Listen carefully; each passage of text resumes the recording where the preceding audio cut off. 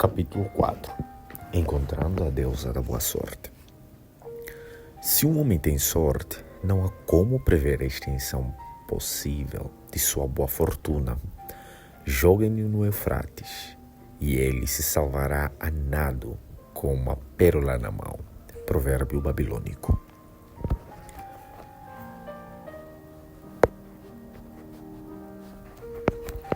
O desejo de ter sorte é universal. Ele era tão forte no respeito dos homens há 4.000 anos na antiga Babilônia, quanto o é atualmente no coração dos homens. Todos nós esperamos ser favorecidos pela caprichosa deusa da boa sorte. Há alguma maneira de encontrá-la e atrair não apenas sua atenção favorável, mas também seus generosos favores? Há alguma maneira de atrair a boa sorte? Era exatamente isso que os antigos habitantes da Babilônia queriam saber. Eles passavam por homens argutos e entusiasmados pensadores, o que explica por que a velha cidade tornou-se a mais rica e a mais poderosa de seu tempo. Naquela época distante, não havia escolas nem colégios. Possuíam, entretanto, um centro de aprendizado, uma verdadeira escola prática. Entre os prédios guarnecidos de Torre de Babilônia, havia pelo menos um que emulava a importância com o Palácio do Rei, os jardins suspensos e os templos dos deuses. Os livros de Babilônia quase não mencionam, embora tivesse exercido uma poderosa influência sobre o pensamento daquele tempo. Tal prédio era o Templo do Saber, onde os conhecimentos dos passados eram apresentados por professores voluntariosos e assuntos dos interesses da população eram debatidos em reuniões abertas dentro de suas paredes. Todos os homens se encontravam como iguais. O mais humilde dos escravos podia discutir sem medo de represálias as opiniões de um príncipe da casa real. Entre os muitos que frequentavam o Templo do Saber, havia um sábio chamado Arcade, o homem mais rico da Babilônia. Ele tinha seu próprio salão especial, onde quase todas as noites um grupo considerável de homens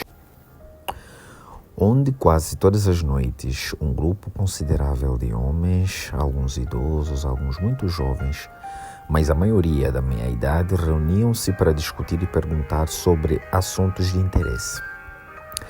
Vamos supor que estamos ouvindo uma dessas conversas para ver como eles encaravam a questão da boa sorte.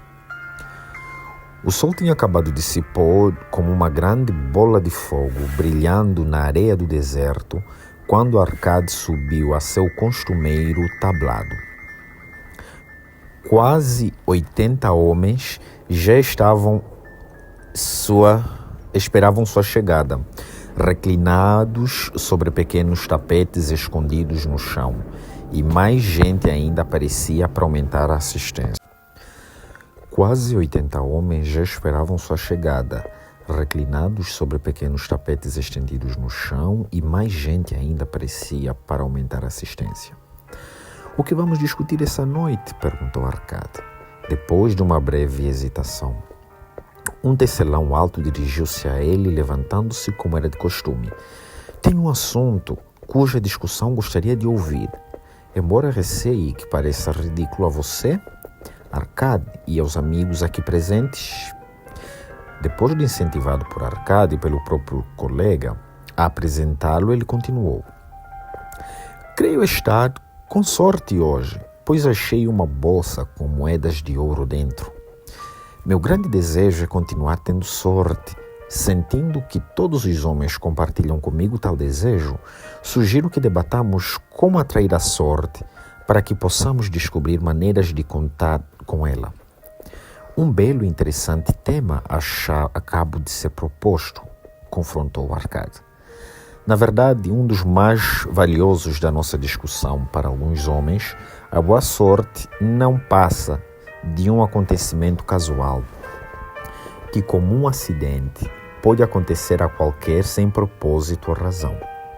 Os outros acreditam que a responsável por qualquer boa fortuna é a nossa mais generosa deusa Ashtar, sempre ansiosa para recompensar com belas dádivas aqueles que lhe agradam. Respondam, meus amigos, devemos pesquisar se existe meio próprio pelos quais a boa sorte possa ser incentivada a visitar cada um de nós. Sim, e muito mais que isso, respondeu o crescente grupo de ávidos ouvintes. Para começar nossa discussão, continuou Arcade, ouçamos primeiro aqueles dentre nós que passaram por experiências similares à do tecelão, tendo achado ou recebido, sem qualquer esforço sua parte, tesouros valiosos ou joias. Houve uma pausa, todos esperando que alguém tomasse a palavra para tentar a sugestão de Arcade, mas ninguém o fez. Mas como assim ninguém? Disse Arcade. Então, esse tipo de boa sorte deve ser realmente raro. Quem agora oferecerá uma sugestão para continuarmos nessa busca? Eu farei, disse um jovem bem vestido, levantando-se. Quando um homem fala de sorte, não é natural que seus pensamentos estejam voltados para as mesas dos jogos. Não é ali que encontramos muitos homens cortejando o favor da deusa na esperança de que os faça ganhar a todo momento? Como o jovem tivesse, depois dessa breve palavra, retomado seu lugar, uma voz ergueu-se. Não pare. Continue sua história, diga-nos. Por acaso pode contar com o favor da deusa nas mesas de jogo? Ela fez com que o cubo caísse com o lado vermelho virado para cima, enchendo sua bolsa à custa dos homens das apostas, ou ao contrário, permitiu que o lado azul fosse vitorioso, proporcionando ao outro passar a mão em suas moedas de pratas arduamente conquistadas? O jovem juntou-se aos risos sem maldades da sala e respondeu: não posso deixar de admitir que a deusa não parecia saber que eu me achava no local. Mas e quanto aos demais? Encontraram-na esperando em tais lugares para rolar os cubos em favor de vocês? Estamos ávidos para ouvir tanto quanto para aprender. Um sábio começou. Atalhou Arcade. Chamo-nos aqui para considerar todos os lados de cada questão.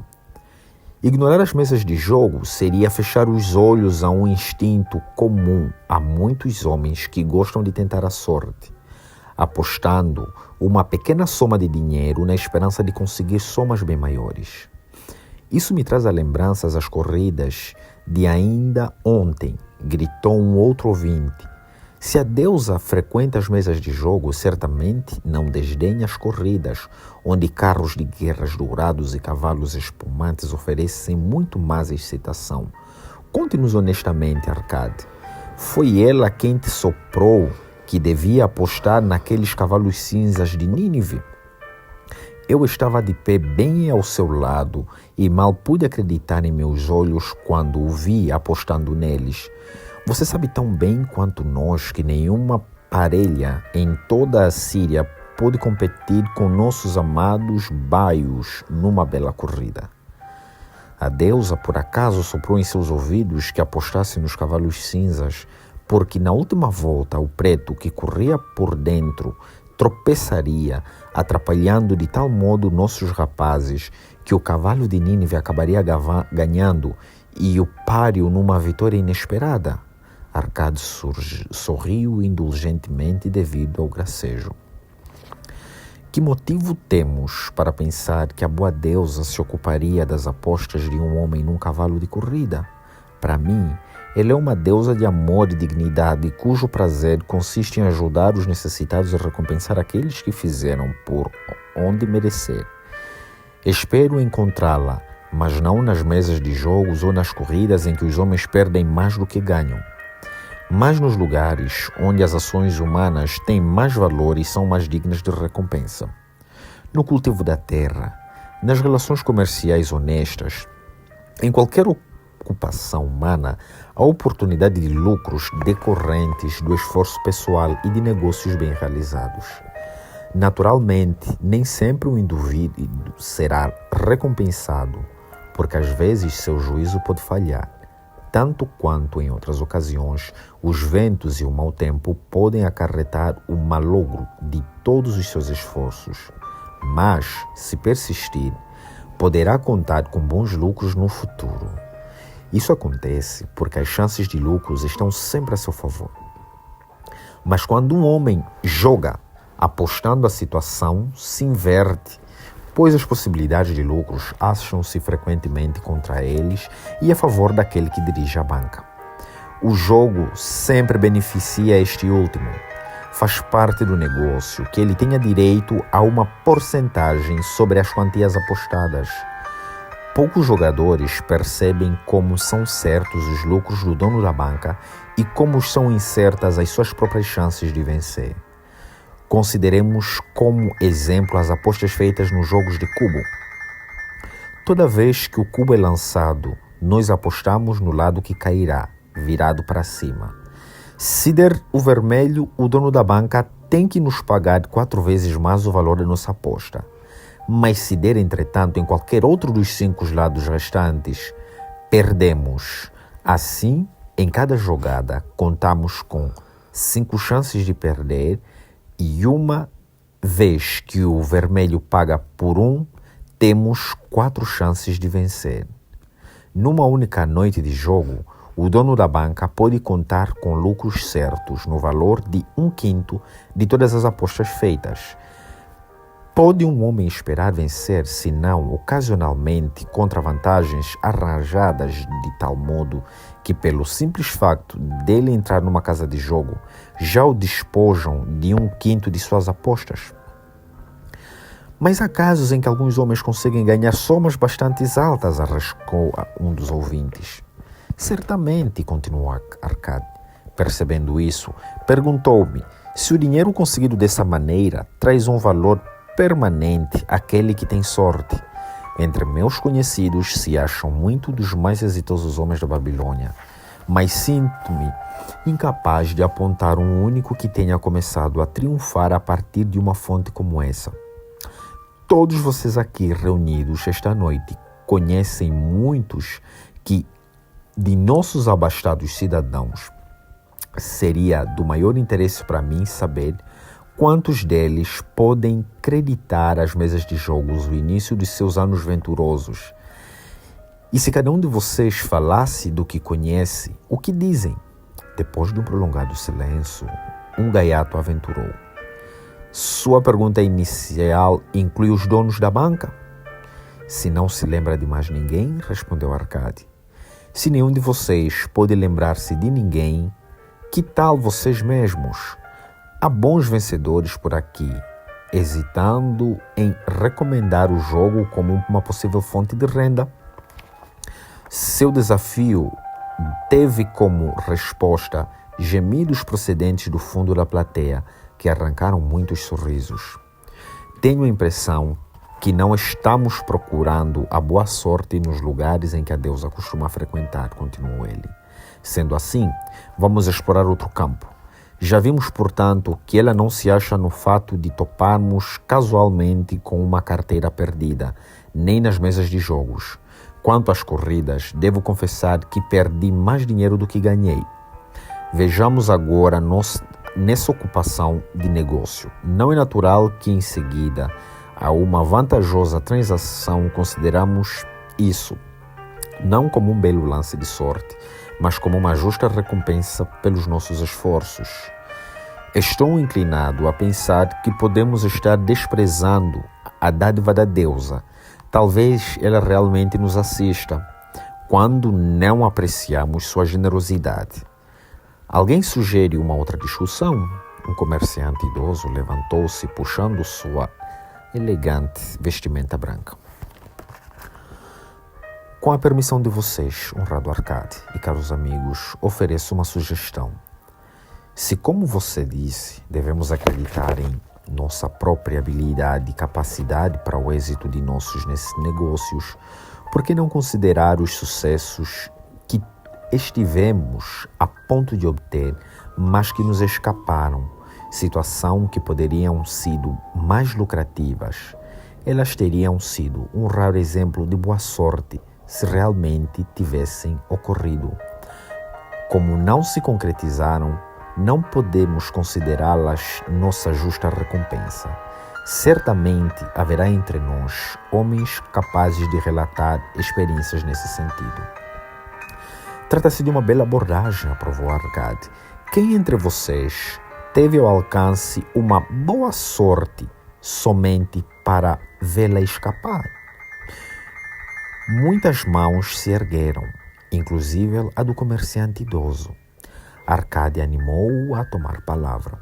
Como autor da proposta, gostaria de ouvi-lo primeiro. Contarei de bom grado a vocês uma história, disse ele, que ilustra como boa sorte pode chegar tão perto de um homem e quão cegamente ele permite que ela escape, trazendo perda e remorso. Há muitos anos atrás, quando ainda era jovem, recém-casado e no começo de uma promissora carreira, meu pai me procurou e insistiu energicamente comigo para que eu participasse de um determinado investimento.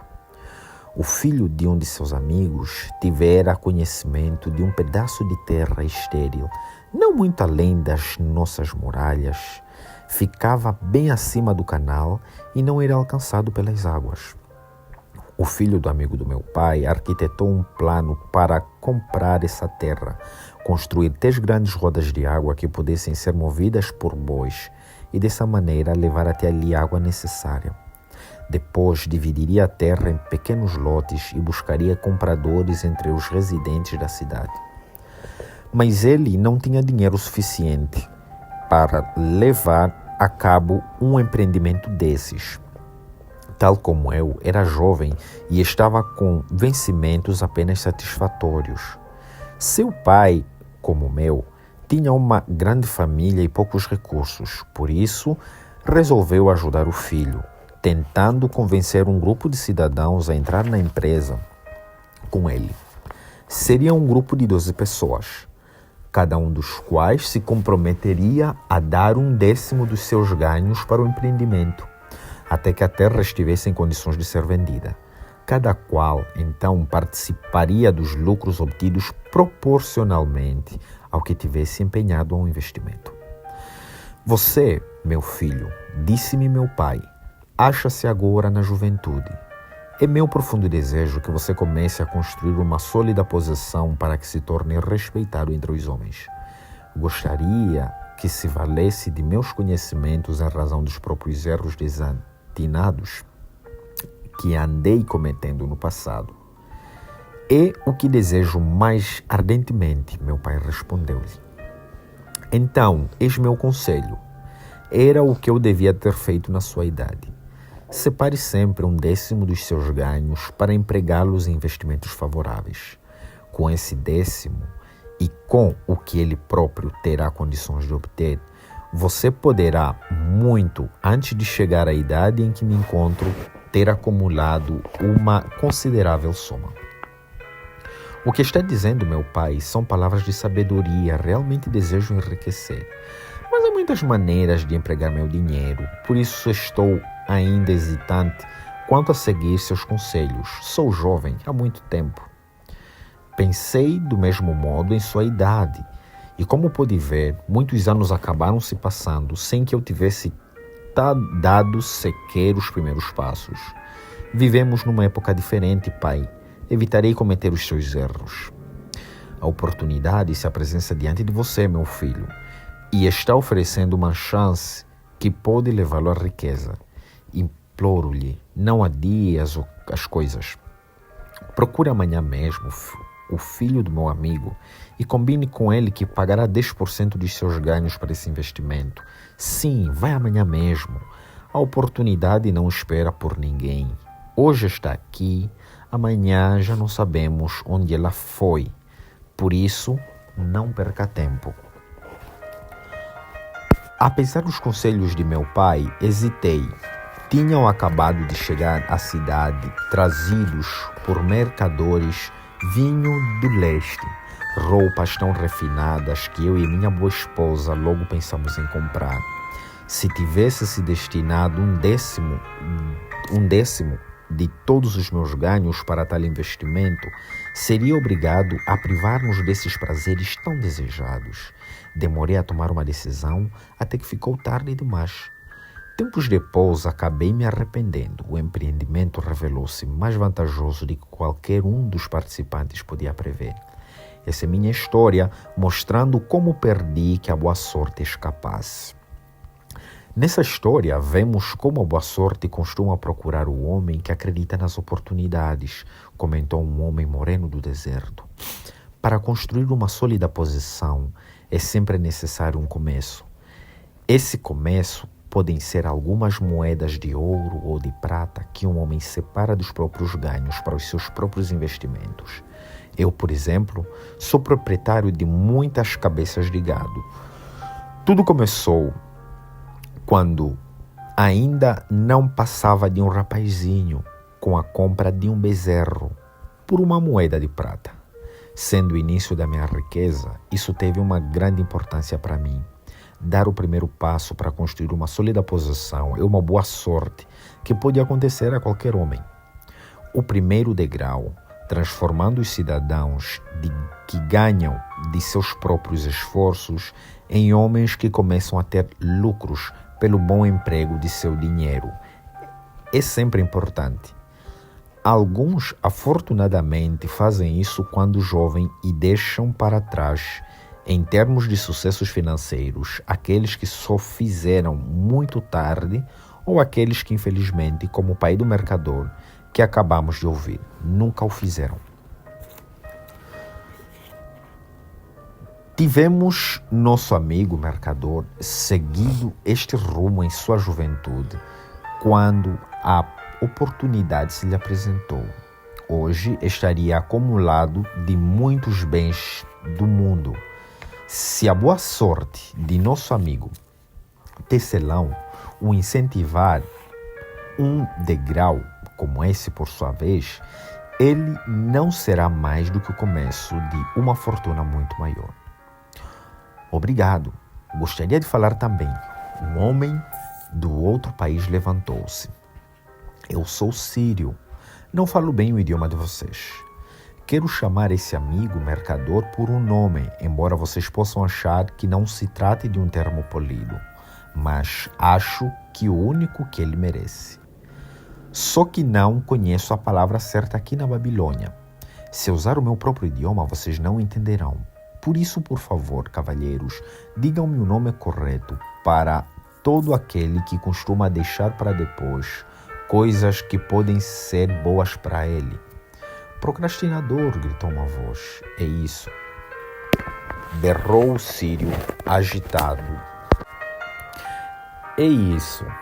Berrou o sírio, agitando muitas mãos. Ele despreza as oportunidades quando elas aparecem. Prefere esperar. Ele diz, no momento já estou com bons negócios, daqui a pouco a gente vê isso. As oportunidades não esperarão por um companheiro tão lento como ele. Elas acham que, se um homem deseja realmente ter sorte, deve apressar-se. O sujeito que não se atira quando as oportunidades se apresentam não passa de um procrastinador como o nosso amigo, esse mercador. O mercador levanta-se, curvando-se logo em seguida, respeitosamente, em resposta ao riso geral. Tem toda a minha admiração, um estrangeiro dentro de nossos portões, por não hesitar em falar a verdade. Ouçamos agora uma outra história sobre oportunidades, atalhou Arcade. Quem pode falar agora? Eu, respondeu um homem da minha idade. Sou um comprador de animais, em geral camelos e cavalos. Às vezes também compro ovelhas e cabras. A história que tenho para contar mostrará como a oportunidade veio até mim uma noite, quando menos a esperei. Foi talvez por isso que a deixei escapar. Confio a vocês, entretanto, o julgamento. Retornando à cidade uma noite, depois de uma desencorajadora expedição de 10 dias em busca de camelos, fiquei muito irritado por encontrar os portões das cidades fechados e trancados. Enquanto meus escravos armavam a tenda para a pernoite, que seria passado com pouca comida e sem água, aproximei-me de um fazendeiro idoso, que, como nós, achava-se fora das muralhas. Honrado senhor, dirigiu-se ele a mim. Por sua aparência, julgo estar falando com um comprador. Se eu estiver certo, muito me agradaria vender-lhe o mais excelente rebanho de ovelhas a ótimo preço. Ai de mim, minha esposa encontra-se de cama, ardendo em febre. Preciso voltar o mais depressa possível. Compre minhas ovelhas, porque eu e meus escravos montemos em nossos camelos e partamos imediatamente. Estava tão escuro que eu não podia ver o rebanho, mas pelos balidos imaginei que devia ser bastante grande. Havendo consumido inutilmente 10 dias à procura de camelo, fiquei contente em fazer negócio com ele. Em sua ansiedade, o homem acabou fixando um preço bem interessante. Aceitei, sabendo que meus escravos podiam conduzir o rebanho através dos portões da cidade pela manhã e vendê-lo com um lucro substancioso. Fechado o negócio, ordenei aos escravos que trouxessem tochas, a fim de contarmos o rebanho, que, segundo a declaração do fazendeiro, eram 900 cabeças. Não vou sobrecarregá-los, meus amigos, com a narração de nossas dificuldades para contar esses animais cansados, mortos de fome e de sede. Isso se revelou uma tarefa impossível. Por isso, disse claramente ao fazendeiro que eu teria de esperar a luz do dia para conferir o rebanho e que só então pagaria. Por favor, honrado senhor, lamentou-se ele. Conceda-me 2/3 do preço esta noite para que eu possa partir. Deixarei o meu escravo mais inteligente e educado para ajudá-lo na contagem pela manhã. Ele é de minha inteira confiança e o senhor poderá pagar-lhe o restante. Mas eu era cabeça dura e me recusei a fazer qualquer pagamento naquela noite.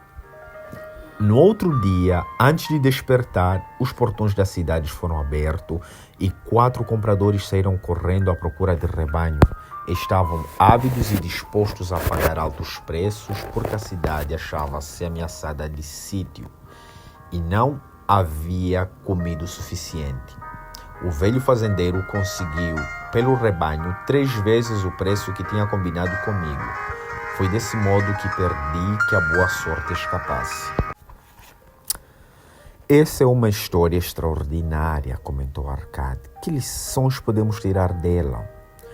A lição de que devemos fechar imediatamente o negócio quando estamos convencidos de que ele vale a pena, declarou um venerável fabricante de selas. Se o negócio for bom, você precisa proteger-se tanto contra a sua própria fraqueza quanto contra qualquer outro concorrente. Nós mortais somos mutáveis, quero dizer, mais aptos a mudar de opinião quando estamos certos do que quando estamos errados. Nós somos realmente cabeçudos. Estamos constantemente propensos a vacilar e deixar as oportunidades escaparem. Meu primeiro juízo é sempre o melhor, mas sempre encontrei dificuldades para obrigar-me a prosseguir com um bom negócio.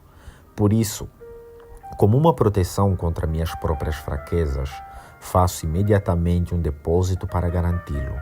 Isso me resguarda contra futuros remorsos por não ter aproveitado um eventual da boa sorte. Obrigado, gostaria de falar novamente. O Círio estava de pé. Tais histórias são muito parecidas, as oportunidades fugindo da mesma razão. Então, estas sempre estão ao alcance das mãos do procrastinador, trazendo-lhe bons planos. Ele sempre hesita. Acha que deve esperar uma ocasião melhor. O tempo passando. Como pode ser bem-sucedido o homem que age assim? Sabe as palavras, meu amigo, respondeu o comprador. A boa sorte dá as costas à procrastinação nessas 2 histórias, mas isso não é incomum. O espírito de procrastinação está dentro de todos os homens. Queremos ser ricos, mas sempre que as oportunidades aparecem diante de nós, esse espírito de procrastinação nos incita, com o nosso próprio consentimento, a adiar as coisas. Por dar ouvido a ele, tornamo-nos nossos piores inimigos. Em minha juventude, não identificava essa tendência dos homens com o vocábulo que tanto agradou ao nosso amigo da Síria. Pensava que no início que era o meu poder, juízo, que me fazia perder negócios tão lucrativos. Mais tarde, joguei a culpa na minha teimosia. Por fim, tive de dar o braço a torcer. Tratava-se de um hábito de adiamento desnecessário, onde se precisava de uma ação rápida e decisiva. Como odiei a procrastinação quando a verdade finalmente se mostrou, com a amargura de um asno selvagem preso a uma carroça, fugi desse inimigo de meu sucesso. Obrigado. Gostaria de fazer uma pergunta ao senhor mercador. Era o Sírio outra vez. Você usa roupas finas, que em nada se parece com as de um homem pobre, e fala como um homem bem-sucedido. Conte-nos, você ainda dá ouvido à procrastinação? Como comprador, nosso amigo, respondeu o mercador. Eu também acabei por reconhecer a procrastinação e bani-la. Para mim, ela provou ser uma inimiga, pois me observava esperando ver frustradas as minhas realizações. A história que contei é apenas uma entre os muitos exemplos similares que poderiam ser citados para mostrar como isso se desviou das minhas oportunidades. Depois de compreendermos, não é difícil superar tal coisa.